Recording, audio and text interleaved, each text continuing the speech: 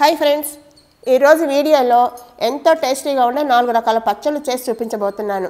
పచ్చళ్ళు అంటే ఊరగాయలు కాదు, మనకి రోజువారీ టిఫిన్లోకి ఉపయోగపడే 4 రకాల పచ్చళ్ళు.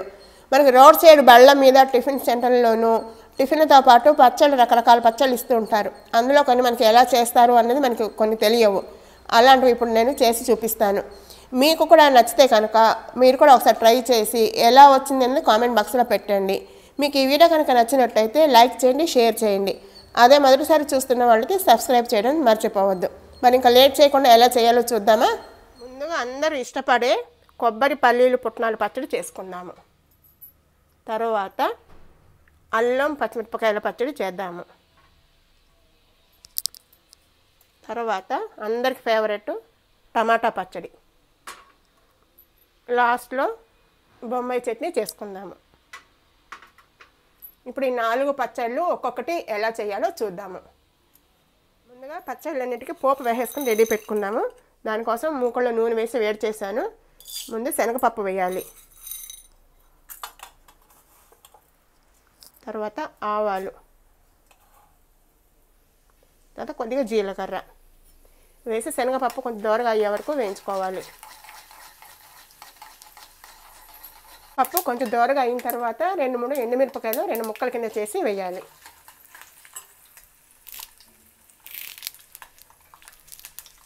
తర్వాత కొంచెం 2 రెమ్మలు కరివేపాకు. ఇదంతా వేగిన తర్వాత ఒక బౌల్లోకి తీసేసుకుందాము. కొబ్బరి పుట్నాల పచ్చడి ఎలా చేయాలో చూద్దాము. కొబ్బరి పచ్చడి కోసము పచ్చి కొబ్బరి ముక్కలు మనకి ఎన్ని కావాలో అన్ని తీసుకోవాలి. తర్వాత కారానికి సరిపడా పచ్చిమిరపకాయలు, ఇవి కొంచెం కారంగా ఉంది అందుకని 2 తీసుకున్నాను. కొంచెం పల్లీలు 1 స్పూను, 1 స్పూనున్నర పుట్నాలు, ఇవన్నీ పచ్చివే. ఇవన్నీ ఒక మిక్సీ జార్లో వేసుకోవాలి.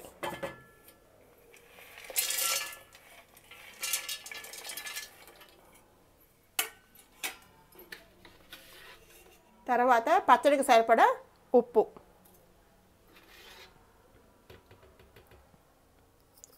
ఎక్కువ పట్టదు చూసుకొని వేసుకోవాలి. అల్లం ముక్క వేసి నీళ్లు పోసి రుబ్బుకోవాలి. చింతపండు పిక్ అయినా సరే పేస్ట్ అయినా సరే, నేను ఇప్పుడు పేస్ట్ వేస్తున్నాను. కొంచెమే వేయాలి, మరీ ఎక్కువ వేస్తే బాగుండదు. దీన్ని గ్రైండ్ చేసుకుందాము. కొంచెం కచ్చాబచ్చాగా గ్రైండ్ చేసుకున్నాక కొద్దిగా కొత్తిమీర కడిగి శుభ్రంగా వేయాలి. వేసి కొన్ని నీళ్లు కూడా పోసి, ఇప్పుడు మనకి ఎలా కావాలో ఎన్ని కావాలో నీళ్లు అన్ని పోసి గ్రైండ్ చేసుకోవాలి. ఇలా గ్రైండ్ చేసుకున్న పచ్చడిని ఇప్పుడు మనం ఒక బౌల్లోకి తీసుకుందాము. ఇది కన్సిస్టెన్సీ మన ఇష్టం, చిక్కగా కావాలా గట్టిగా కావాలా పలచగా కావాలనేది మన ఇష్టం. అది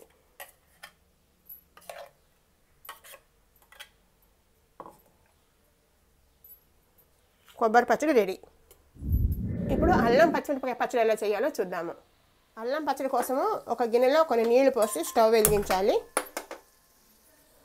ఇప్పుడు ఒక చిన్న అల్లం ముక్కను తీసుకొని శుభ్రంగా కడిగి ముక్కల కింద కట్ చేసుకోవాలి. నీళ్లు వేడెక్కిన తర్వాత మనం తరిగి ఉంచుకొని అల్లము, ఒక 2-3 వెల్లుల్లి రెబ్బలు, కారానికి సరిపడా పచ్చిమిరపకాయలు, కొన్ని కాయలు కారంగా ఉంటాయి చూసుకుని మనం తినే కారాన్ని బట్టి వేసుకోవాలి. ఈ పచ్చిమిరపకాయలు కూడా అల్లానికన్నా ఎక్కువ ఉండాలి. ఇప్పుడు ఇవన్నీ నీళ్ళల్లో వేసేద్దాము.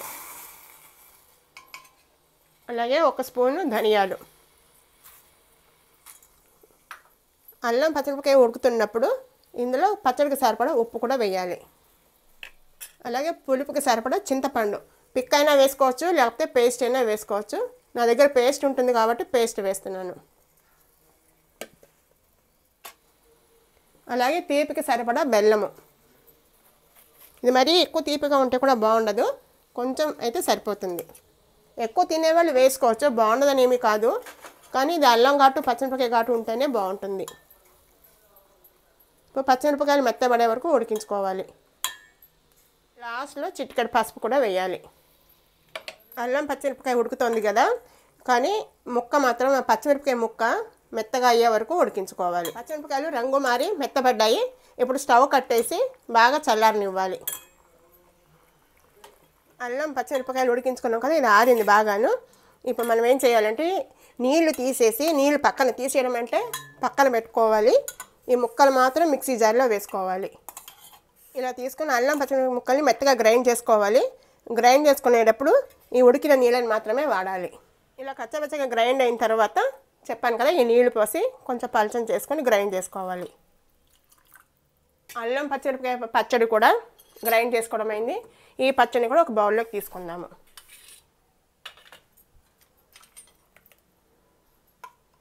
ఇది కూడా మన కన్సిస్టెన్సీని బట్టి నీళ్లు పోసుకొని రుబ్బుకోవాలి. అంతే, అల్లం పచ్చడి కూడా రెడీ అయిపోయింది. ఇప్పుడు టమాటా పచ్చడి ఎలా చేయాలో చూద్దాము. ముందుగా మనకి కావాల్సిన టమాటా పళ్ళు తీసుకుని శుభ్రంగా కడిగి ముక్కల కింద కట్ చేసుకోవాలి. అదే మూకుల్లో కొంచెం నూనె వేసి వేడి చేశాను. టమాటా పచ్చడి కోసము పోపు వేసుకుందాము. కొంచెం శనగపప్పు కొంచెం వేగాలి. శనగపప్పు కొంచెం రంగు మారిన తర్వాత పల్లీలు, ఇది ఆల్రెడీ వేయించిన పల్లీలు కాబట్టి రంగు మారిన తర్వాత వేస్తున్నాను, లేదంటే శనగపప్పుతో పాటే పచ్చి పల్లీలు వేయాలి. అలాగే కారానికి సరిపడా 2-3 ఎండుమిరపకాయలు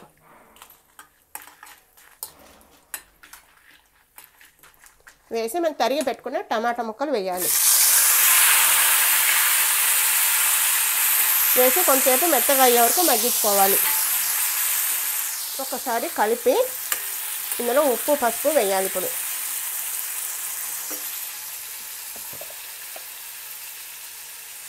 ఒక 1/2 స్పూన్ పసుపు, రుచికి సరిపడా ఉప్పు, ఒక 2-3 వెల్లుల్లి రేఖలు, 1 స్పూను జీలకర్ర, అలాగే కొంచెం కొత్తిమీర వేసి మొత్తం టమాటా అంతా మెత్తగా అయ్యే వరకు మగ్గించుకోవాలి. ఇందులో చింతపండు కావాల్సిన వాళ్ళు వేసుకోవచ్చు, లేకపోయినా టమాటా పులుపు సరిపోతుంది అనుకుంటే టమాటా పులుపుతోటి సర్దుకోవచ్చు. కొద్దిగా చింతపండు నా దగ్గర పేస్ట్ ఉంటుంది కాబట్టి పేస్ట్ వేస్తున్నాను, లేదంటే ఒక చిన్న పిక్క వేస్తే బాగుంటుంది.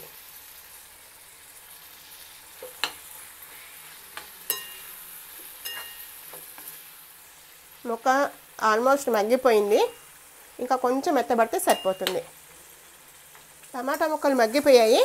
ఇవి మనం స్టవ్ కట్టేసి బాగా చల్లారనివ్వాలి.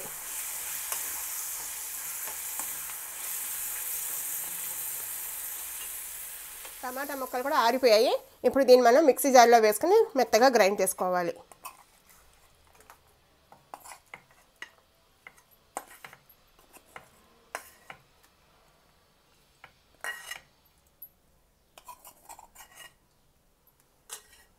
ఇప్పుడు మనం గ్రైండ్ చేసుకుందాం. టమాటా పచ్చడి గ్రైండ్ చేసుకోవడం అయింది మెత్తగాను.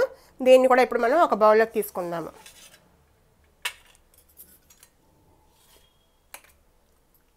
బౌల్లోకి తీసుకుంటే ఇది కూడా సర్వింగ్కి రెడీ అయిపోతుంది. ఈ పచ్చడి కూడా మనకి పల్చగా కావాలంటే కొంచెం నీళ్లు పోసుకొని గ్రైండ్ చేసుకోవాలి. టమాటా పచ్చడి సర్వింగ్కి రెడీ. ఇప్పుడు బొంబాయి చట్నీ ఎలా చేయాలో చూద్దాము. బొంబాయి చట్నీ కోసం ఒక ప్యాన్లో నూనె వేసి వేడి చేశాను. వేడెక్కింది. ఇందులో పోపు వేయాలి. పోపు కోసము శనగపప్పు, కొంచెం ఆవాలు, కొద్దిగా జీలకర్ర వేసి వేయించాలి. ఆవాలు చిటపట్లాడాలి.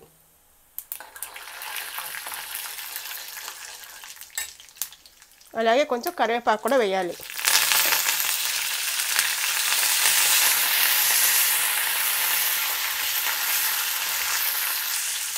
శనగపప్పు ఎర్రగా అయింది. ఇందులో ఒక ఉల్లిపాయ సన్నగా తరగాలి, ఒక పచ్చిమిరపకాయ. ఇది కారంగా ఉందని ఒకటే వేసాను, కారాన్ని బట్టి వేసుకోవాలి.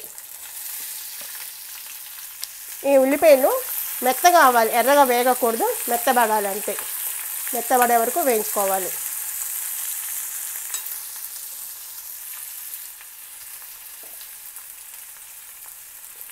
ఇప్పుడు ఇందులో కొంచెం పసుపు వేయాలి.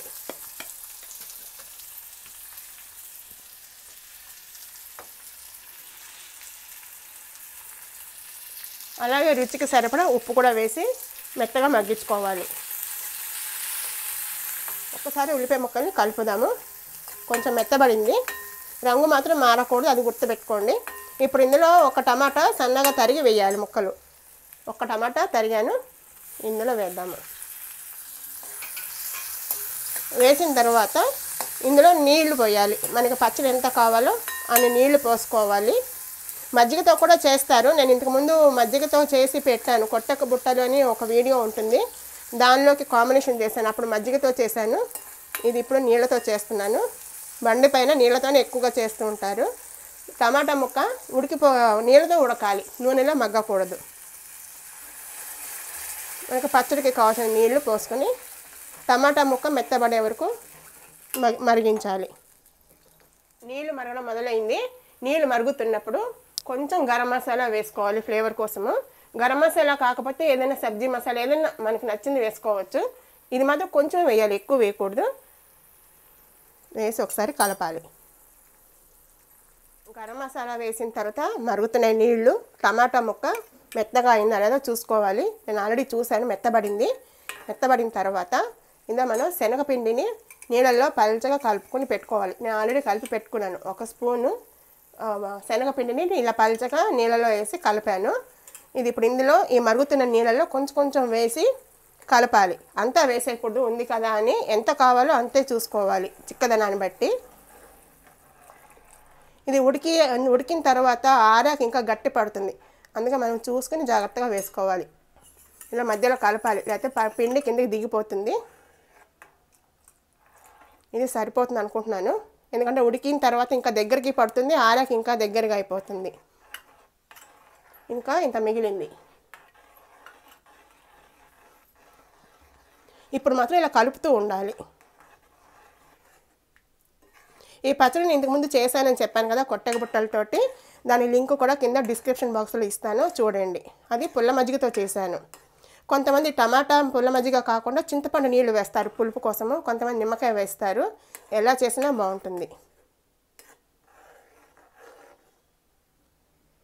ఇది ఒక ఉడుకు రానిద్దాము.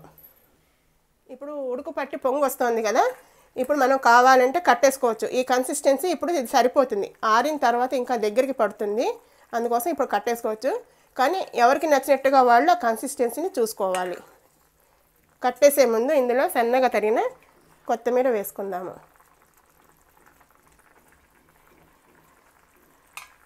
అంతే, స్టవ్ కట్టేసి సర్వింగ్ బౌల్లోకి తీసుకుంటే బొంబాయి చట్నీ రెడీ. ఇలా తయారైన బొంబాయి చట్నీని ఒక సర్వింగ్ బౌల్లోకి తీసుకుందాము.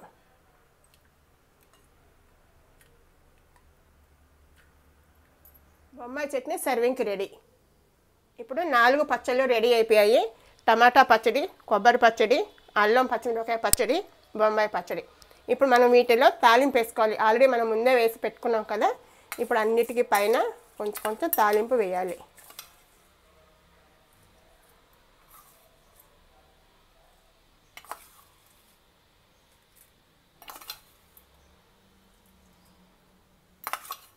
బొంబాయి చట్నీలు అక్కర్లేదు, కానీ ఉంది కదా వేద్దాము. నా చట్నీలు ఆల్రెడీ వేసేసాము.